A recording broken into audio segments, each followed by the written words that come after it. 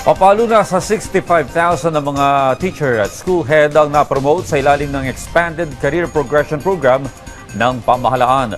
Ayon kay Pangulong Ferdinand R. Marcos Jr., nakamit ito simula Agosto 2025 hanggang Abril ngayong taon.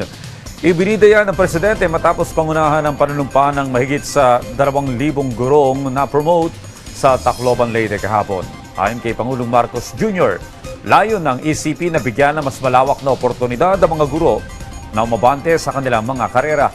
Binigyang pugay din ng Pangulong Marcos Jr. ang mahalagang papel ng mga guro sa gitna ng mga kinakaharap na problema sa loob at labas ng bansa. The world has become more uncertain lately. And so your role as teachers and administrators of our school are more important than ever. Hindi lamang kayo nagtuturo ng kaalaman sa ating mga kabataan. Kasama na rin kayo sa mga magulang na nagtuturo ng disiplina, ng tiyaga, ng katatagan na sa ating mga kabataan.